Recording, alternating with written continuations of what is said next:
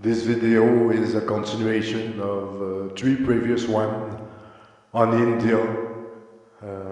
Very interesting, very charming country, a country that I like very much, and for which I have a long interest, dating from the 70s, and in which I talk freely about India as an introduction to the country for those who may love the country and may be even interested in visiting the country. So it's such a beautiful country.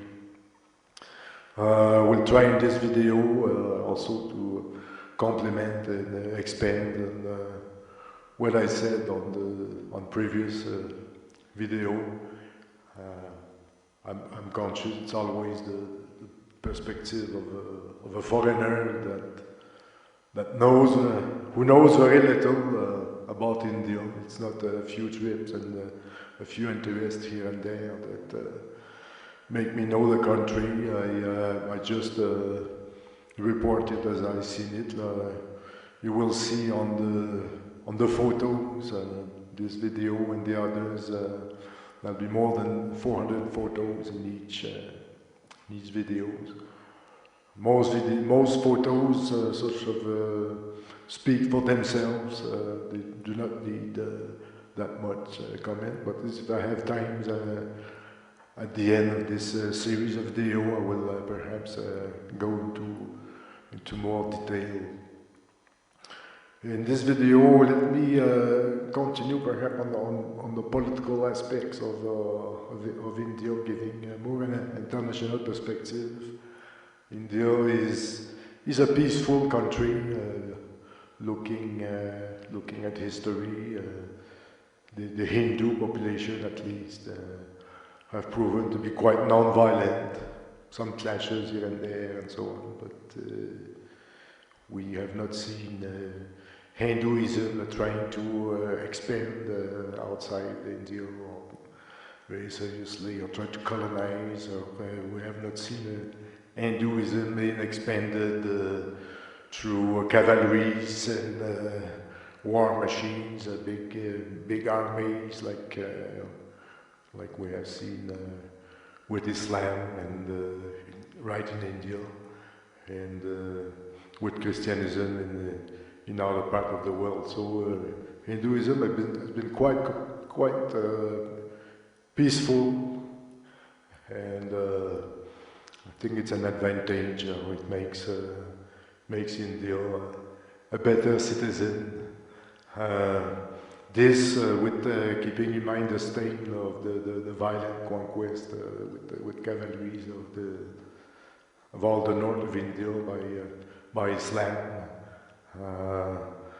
About 175 million people, Muslim or prisoners, as I've explained in other video. Islam, they never lose a prisoner, so they're still there. Hindu has been more peaceful than Islam, definitely, and it has had no cavalries and no intention of being aggressively promoting its religion. Externally, also, in bracket, Hindu-wise, there have been no colonizing adventures like other colonizers. India is not seeking to expand territory. So when we compare India with Russia, USA, and China, for instance, my favorite trio to compare India with. India better than Russia, and internally, of course, Russia was also built with armies, with massacres, a lot of blood, a lot of destructions, devastating. They used steppes up to the Pacific, up to Vladivostok. We've had Catherine of Russia. She was terrible, but we had Ivan the Terrible. He was even more terrible, taking pleasure in torturing himself, his enemies. So we had nothing like this In India, India has been much less violent. India has had no gulags, has had no psychiatric prisons or psychiatric hospitals. Externally, India is spending much less also on military expenditures, is military equipment. Unlike Russia, where I am at it, that is spending a lot on this, and USA is spending even more, over 500 billion a year. US Army is in 100 countries, and they are proud to say it. They have drones in, I don't know, in many countries. So India has been more peaceful than the three countries that I just mentioned. India doesn't have such a large prison system as the USA. In the USA, more than 2 million prisoners. The prisons are full. Some prisoners are put in hotels. There are private prison, there an industry of prison. One out of 3 African Americans have been in jail in the course of his life. India does not have such a system and such violence. India does not practice the death penalty, or rarely, unlike the US and China. There's less guns, there's less violence in India than anywhere else. Less aggressive, less quarrelsome, less noisy than the USA.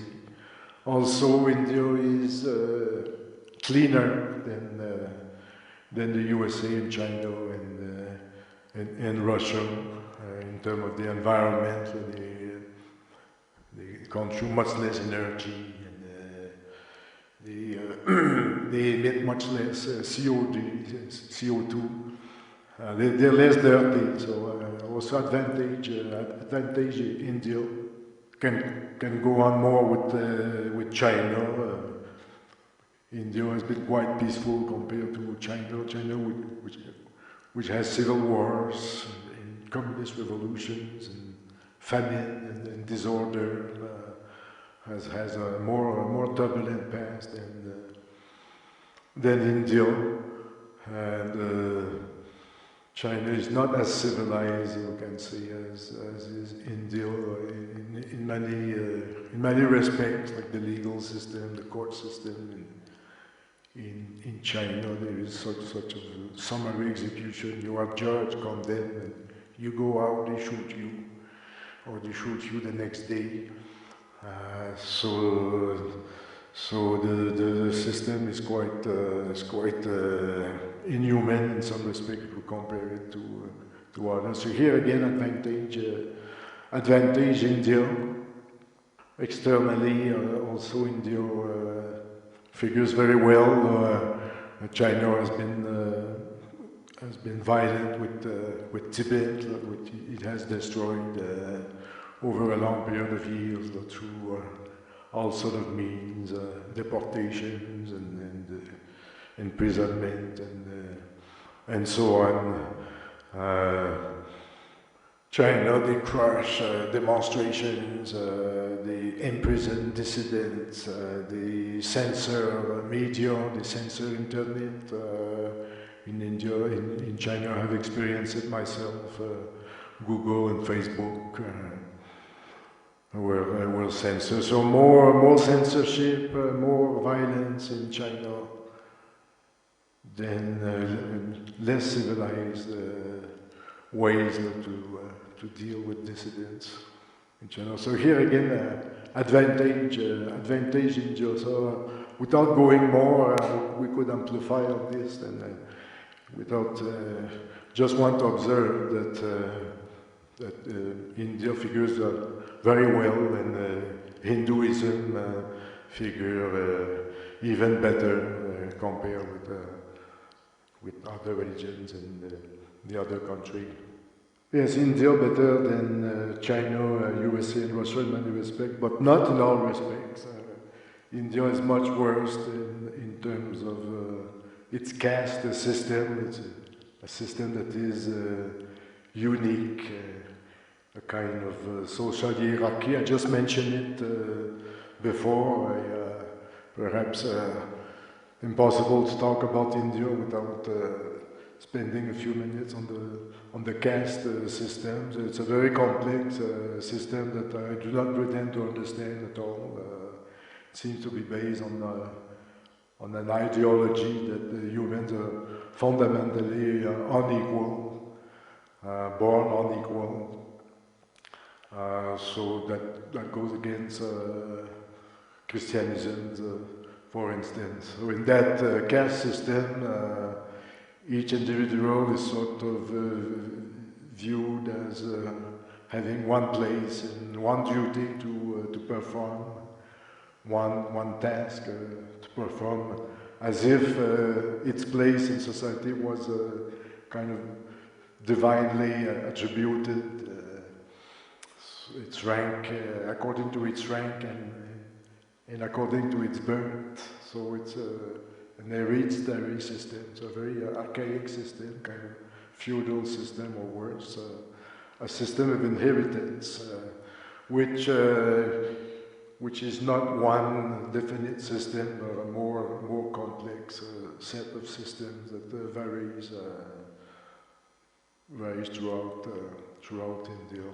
So you are born into a caste. Some manage to escape it, but it's like a religion. It's only a few would manage to escape. Yes, there is also in the caste system endogamy. That is, marriage is limited to the same caste. So you marry in the same caste. So it's more difficult to get out of it.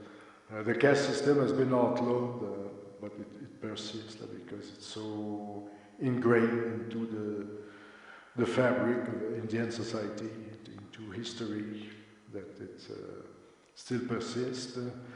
It's the hierarchy that I was mentioning, the kind of hierarchy of pureness, of purity, of cleanliness.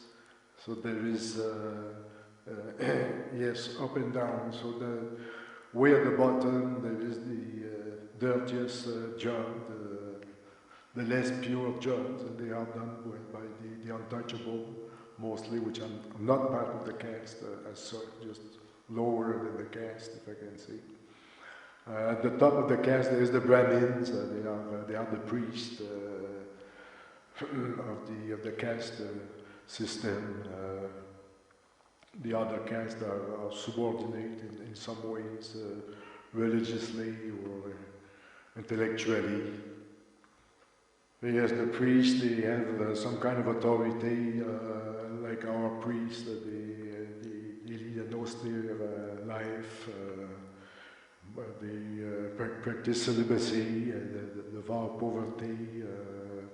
Their authority, they do not make ostentation of their power and of their wealth. The main castes are the castes that are assimilated beside the priestly caste that I just mentioned. There is the caste of warriors, so they are the tough guys who ensure orders. They are the caste of merchants and traders. And there are other castes from which I'm not familiar at all. All this system is, all these units are interdependent, and that's why we call a system of caste. That is, one caste depends on the other caste. There is the sannyasi, which are the Hindu monks, or they are quite discreet. They're not very visible. They are not very numerous. Also, Hinduism is not an evangelizing region. People go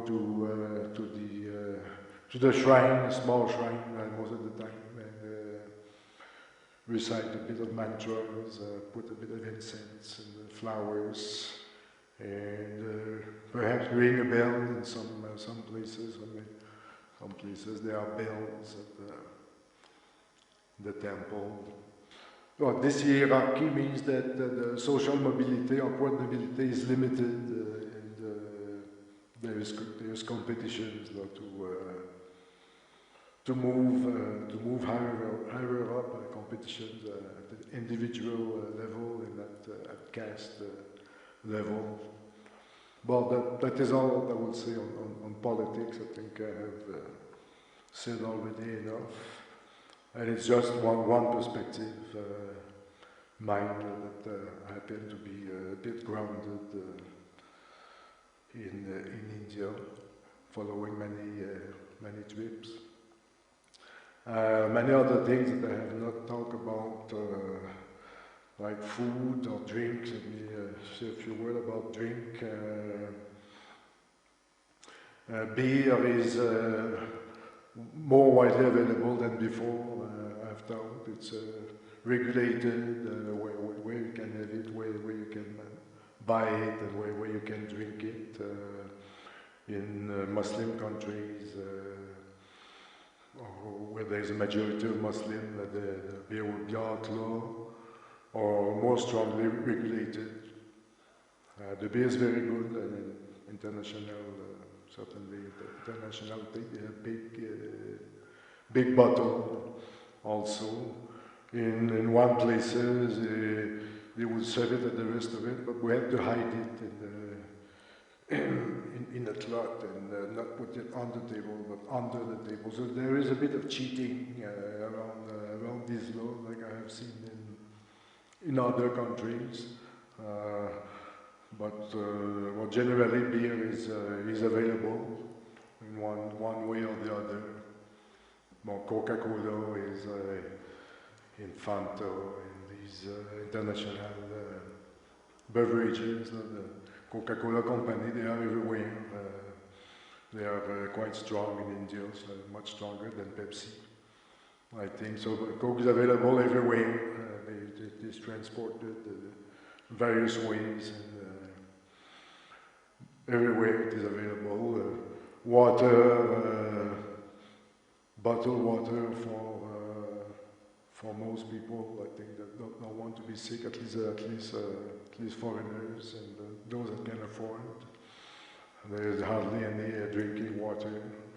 People go to wash themselves along the street. They have street bath and street showers, if I can see. You will see many photos. I've put quite a few. They're quite impressive. And as regard alcohol, a little bit more also, like in the state of Goa, a lot of it. People also drink milk tea, often with sugar, sweet tea, according to taste. Myself, it's not my taste. Also, there is spice tea. As regard coffee, there is mostly a few instant coffee like Nescafe that is available. Otherwise, coffee is not popular at all, not known in India.